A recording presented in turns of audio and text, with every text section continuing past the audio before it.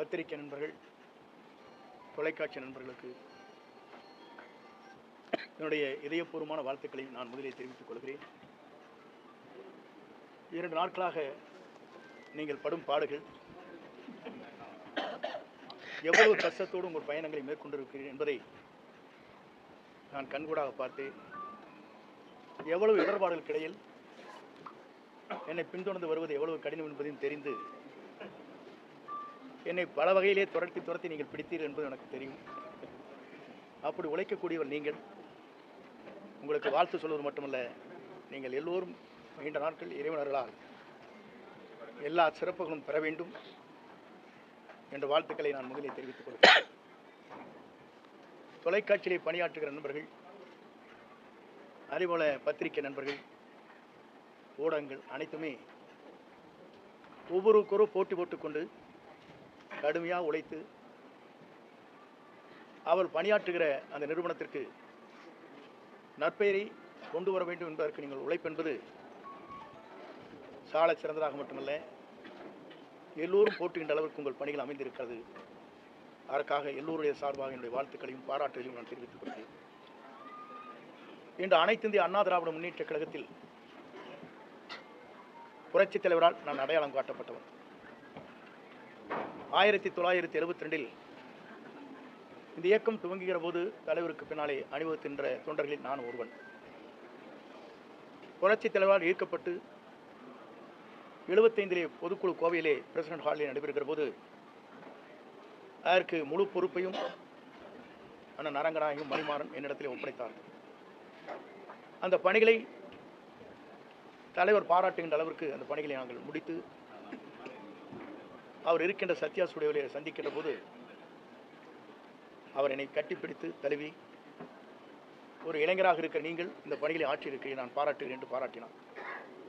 அப்போதெல்லாம் எதிர்க்கட்சியை சார்ந்தவர்கள் சொன்னார்கள், இந்த கட்சி 100 நாட்கள் கூட நடக்காது, 100 நாட்களிலே 100 நாள் படம் என்று சொல்வார்களே, அதை போல மறைந்துவிடும் என்று சொன்னார். ஆனால் பேரறிஞர் அண்ணா அவர்களால் பாராட்டப்பட்டவர் புரட்சித் தலைவர்.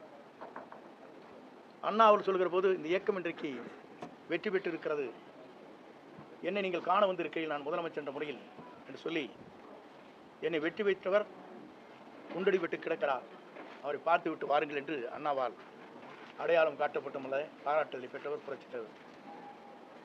அவர் தன்னுடைய காலத்திலிருந்து அவருடைய பணிகள் என்பது 3 முறை தமிழ்நாட்டில் முதலமைச்சராக அருகிலே அமர்ந்தார்.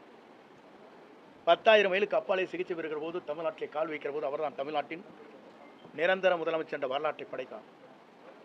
அந்த தலைவர் மறைந்ததற்கு பிறகு இயக்கம் 2 கூறுகளாக போகிற போதுதான் 1987 புரட்சித் தலைவர் அம்மாவுடைய வழியிலே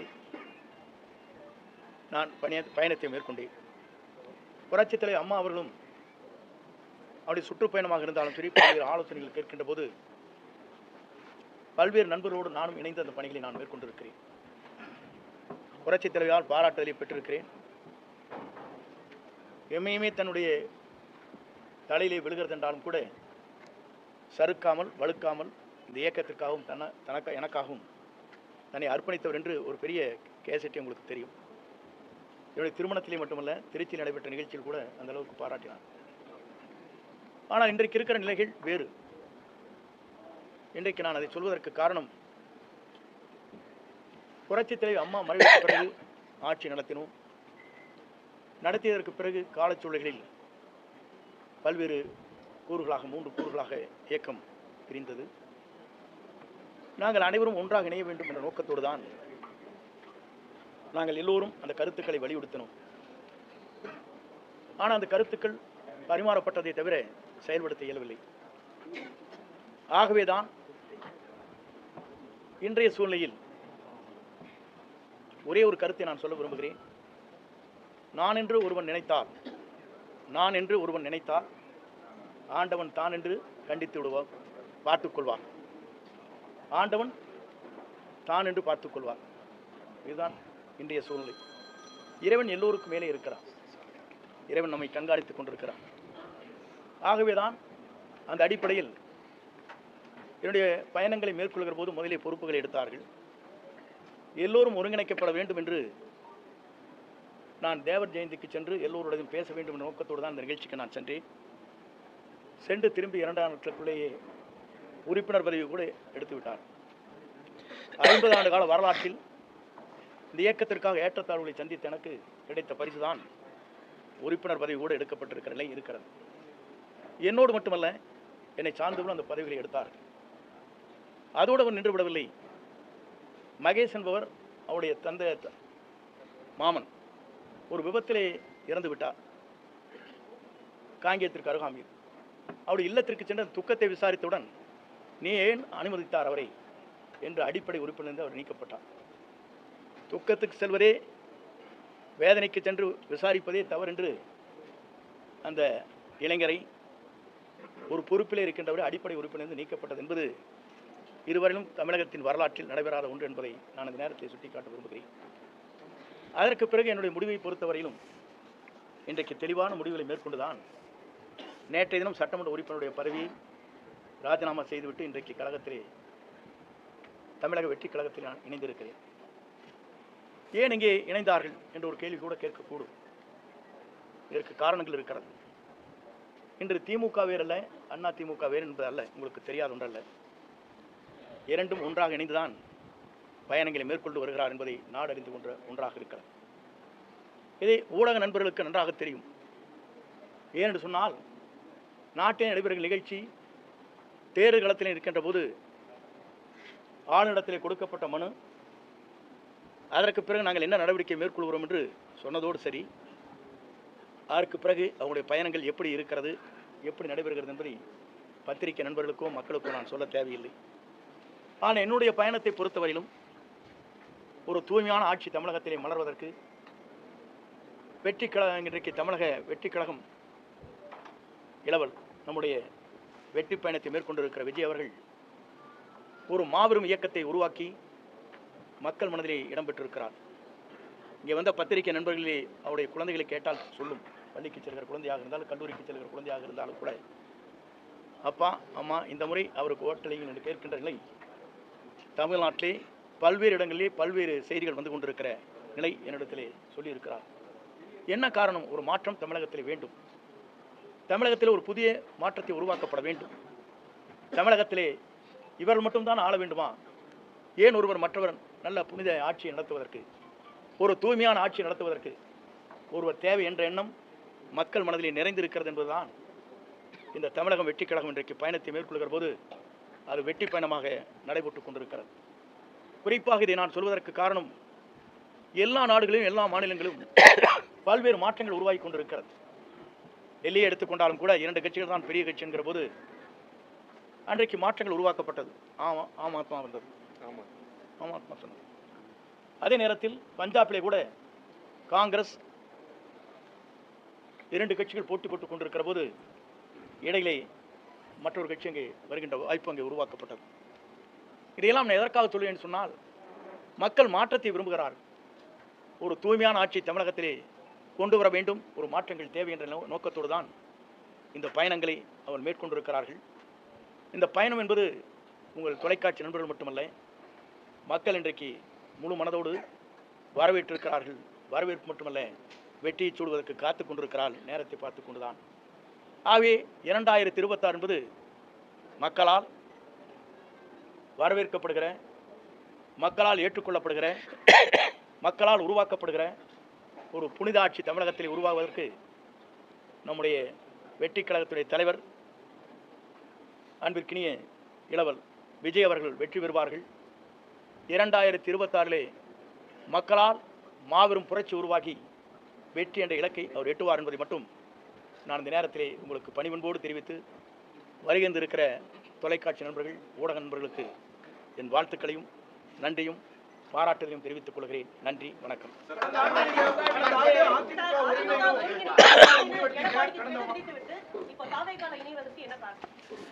ஒருங்கிணைக்க வேண்டும் என்று கெடு விதிக்கவில்லை. நீங்கள் நன்றாக இந்த நான் பேசிய பேச்சுக்களை நீங்கள் கேட்டிருக்க வேண்டும். இதனை கேட்காதையே நீங்களாக போட்டுவிட்டு, ஹெட்லைன் போட்டுவிட்டு 5 நாட்கள் தான் அவகாசம் கொடுத்திருக்கிறார் என்று சொன்னீர்கள். அதை முழுமையாக நீங்கள் பார்க்க வேண்டும். அப்போது தொலைக்காட்சி நண்பர் கேட்டார், 5 நாட்களுக்குள்ளே முடிக்க வேண்டுமா என்று கேட்டார். இல்லை, பேச்சுவார்த்தை துவங்க வேண்டும். 1 மாதமோ 1.5 மாத காலமோ எடுத்துக்கொள்ளுங்கள். அதில் யாரை சேர்த்தலாம் சேர்த்த வேண்டும் என்பது பொதுச் செயலாளர் முடிவு செய்யட்டும் என்று தெளிவாக சொல்லியிருக்கேன். நான் நீங்கள் பார்த்துருப்பீங்க. ஆனால் கெடு என்று போட வைத்ததே அவர் தான். முதலில் தெரிந்து கொள்ள வேண்டும். என்னை வெளியேற்ற வேண்டும் நோக்கத்தோடு தான் அதை சரியான மொழி காயை நகர்த்தி விட்டார். இதுதான் உண்மை. தொலைக்காட்சி நான் பேசியது நீங்கள் இன்றைக்கு வேண்டுமானால் போட்டு தெரிந்து கொள்ளலாம்.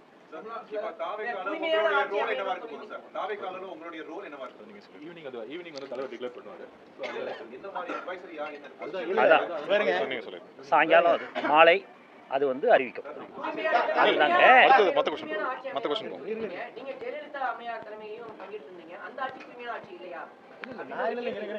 அம்மா இருக்கும் வரை தலைவர் இருக்கும் வரை தூய்மையான ஆட்சி நடைபெற்றது என்று சொல்ல நான் இல்லை என்று சொல்லவே இல்லையே. நீங்க அவங்களே அடுத்த சப்ஜெக்ட் போறீங்க.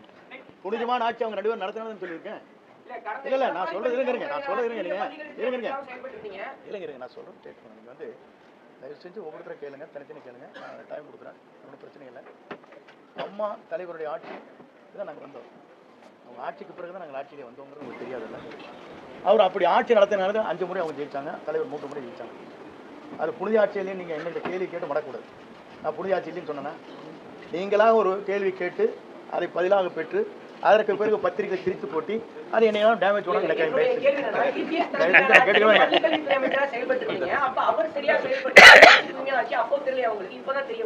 இல்லை. நீங்க அதுக்கு முன்னாலேயே நான் ஒரே ஒரு கேள்விக்கிட்ட பதில் சொன்னேன். தூய்மையான ஆட்சி இருக்கிறதா இல்லையா என்பதற்கு கவர்னரிடத்தில் மனு கொடுத்தவர் யார்? நான் கொடுக்கல. யார் கொடுத்தா? எதிர்கட்சி கொடுத்தாங்க இல்லையா? அப்புறம் எதை கேட்குறீங்க? நீதிமன்றம் சொல்லியிருக்கு அம்மையார் ஜெயலலிதா அவர்கள் ஏவன் குற்றவாளி அப்படின்னு. அப்படி இருக்கும்போது அவர் எப்படி தமிழக வெற்றி கழகத்தில் இணைச்சுக்கிட்டீங்க? ஊழல் ஆட்சி அமையும் சொன்னீங்க. அது சார் உங்களுக்கு இல்ல ஒரே ஒரு காட்சி இருங்க. நீங்க சொல்லிட்டீங்க, நீ குறுக்கேள்வி கேட்கணும் எனக்கு நல்லா தெரியும். நான் சொல்லி உங்களுக்கு பதில் தயவு செஞ்சு உங்களுக்கு சொல்லிடுறேன். எப்படின்னா அம்மா மீது குற்றப்பட்டிருக்கிற குற்றச்சாட்டு வேறு, அவர் தூய்மையானவர் என்பது வழக்கு மன்றத்தில் நீங்கள் சொல்வது வேறு, அவர் நடந்து கொண்ட முறைகள் வேறு. ஒரு வழக்கை ஜோடிக்கிற போது எப்படி வேண்டுமானாலும் ஜோடிக்கலாம். உங்கள் வேலை ஜோடிக்கணும்னு நினச்சேன்னா ஒரு அரசாங்கம் நினச்சி என்ன வேணும் பண்ணிடலாம். பண்ண முடியாதா? இல்லை அரசியலே இருங்க நான் சொல்லிடுறேன். நான் சொல்கிறது கேட்டு முடியலண்ணா. ஒரு செட்டை இது பண்ணுறது யார் பேரில் வேணாலும் ஒரு எஸ்டிமேட் போடுறீங்க. யார் போடுறான்? இந்த பில்டிங்கோட வேல்யூ என்னன்னு போட்டால் அவங்களுக்கு வந்து வேல்யூ குறைவாக போட்டுருப்பாங்க. அவங்களுக்கு வேண்டிய நண்பர்கள் இருப்பாங்க, அவங்க வந்து வேல்யூஷன் போடுவாங்க. பிடபிள்யூ ஒரு வேல்யூஷன் என்ன போடுவாங்க உங்களுக்கு தெரியாதா? உங்கள் நண்பர் வந்து உங்களுக்கு வந்து 100 செங்கல் அனுப்பிச்சா ஒரு நண்பர் ஒரு 100 மூட்டை சிமெண்ட் அனுப்பிச்சா உங்களுக்கு அதெல்லாம் எஸ்டிமேட்டில் வருமா? ஒரு வேல்யூஷன் போடுறது பிடபிள்யூங்க. ஆனால் கன்ஸ்ட்ரக்ஷன் செய்கிறது வந்து அவங்க வந்து குறைந்த விலையில் செய்ய முடியும். இப்போ நீங்கள் நிறைய தெரியும், பிடபிள்யூங்கிறது வந்து தனிப்பட்ட முறையில் பூஸ்ட் பண்ணி ஒரு கவர்மெண்ட்டுக்கு இவ்வளோ வந்து இவ்வளோ வரை எஸ்டிமேட் போடலான்னு சொல்லுவாங்க. பார்த்துருக்கீங்க இல்லையா? வருஷம் 10% இன்க்ரீஸ் பண்ணுவாங்க. கேள்விப்பட்டிருக்கீங்க இல்லையா?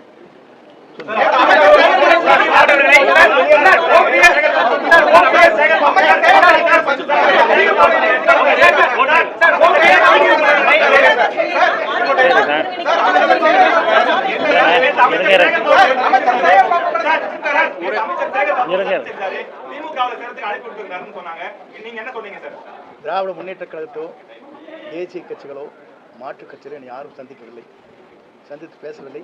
உங்கள் கருத்து மட்டும்தான் பேசியதாகவும் எனக்கு படம் இருக்குதா காட்டுங்க. நானும் சபாநாயகர் பார்த்து கரெக்டுங்க. நானும் சேகர்பாபு பேசியிருக்கேன் ஒரு படம் வந்திருக்கேன். காட்டுங்க, கண்ணு காட்டுங்க. இல்லை நான் காட்டுங்க நான் சொல்லிடுறேன் பதில். நான் யாரையுமே திராவிட முன்னேற்ற கழகமோ மாற்றுக் கட்சியோ பிஜேபியோ யாருமே என்னை அணுகவில்லை. அணுகதியாக இருந்தால் இல்லை இருங்க சும்மா நீங்கள் எதோ சொல்லிட்டு கூடாது. நீங்கள் பாட்டுக்கு ஒரு கற்பனை உலகத்திலிருந்து பேசக்கூடாது. ஆகாயத்தில் வந்து இருங்க நான் சொல்றேன் கேளுங்க, தயவு செஞ்சு இருங்க கேளுங்க. பார்த்த மாதிரி ஒரு படம் காட்டிடுங்க, நான் பதில் சொல்றேன்.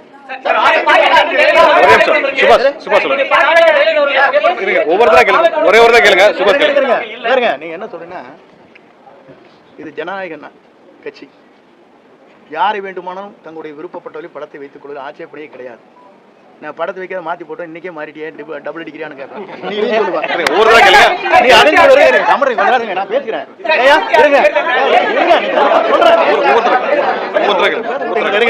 நீங்க என்ன சொல்லுவீங்க?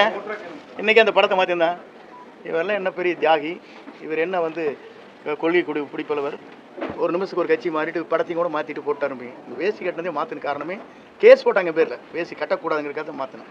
புரியுதுங்களா? படத்தை வச்சு கூட அவங்க சொல்லவே இல்லை. யார் படத்தை வேண்டுமானாலும் வைத்துக் கொள்ளலாம்.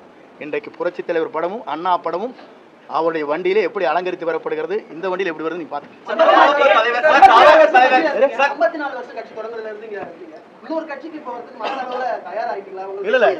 இல்ல நான் சொல்றது கேளுங்க. ஒரு இயக்கத்திலே நான் பணியாற்றுவது முழுமையாக அந்த இயக்கத்தில் இருக்கும் வரை அடிக்கடி நல்லா ஜம்ப் பண்ணிருந்தேன். தினவர் கட்சிக்கு போயிருக்கேன்னா நான் கோரேன். இன்னைக்கு வந்ததுக்கு காரணமே ஒரு புதியமான ஒரு மாற்றத்தை உருவாக்குவதற்கு ஒரு பயணத்தை மேற்கொண்டிருக்கிறார்கள். மக்கள் வரவேற்பு, மாபெரும் வரவேற்பு. நீங்கள் பார்க்குறீங்க டிவிக்காரில் என்ன சொல்கிறாங்க சேனலில், எங்களுக்கு என்ன வந்துருக்கு சொல்கிறாங்க, 1 கோடி பேர் பார்க்குறாங்க எங்கள் சேனலை. நாங்கள் அதனால தான் 10 சேனல் போட்டு இறங்குற இடத்துலையும் எடுக்கிறோம், நிற்கிற இடத்துல எடுக்கிறோம், அங்கேயும் எடுக்க. நீங்கள் தானே சொல்கிறீங்க. எனக்கு சொன்ன ஒரு ஓனர் சொல்லியிருக்காரு, 4 ஓனர் கேட்டுக்கிறீங்களா இல்லையா? நாங்கள் அதுக்கு தான் முடிக்க உங்களை படம் எடுத்துட்டு இருக்காரு அவரை அப்படிங்கிறாங்க. 10 சேனல் போடுறாங்க. யாராச்சும் போடுறாங்களா? இறங்குற இடத்துல எடுக்கிறீங்க, ஹெலிகாப்டர் எடுக்கிறீங்க, ஓடர் கூட எடுக்கிறீங்க, அங்கே நிற்கிற போது எடுக்கிறீங்க, சுற்றி எதுக்காக எடுக்கிறீங்க? அப்போ மக்கள் வரவேற்கிறாங்க நோக்கம் தானே அது.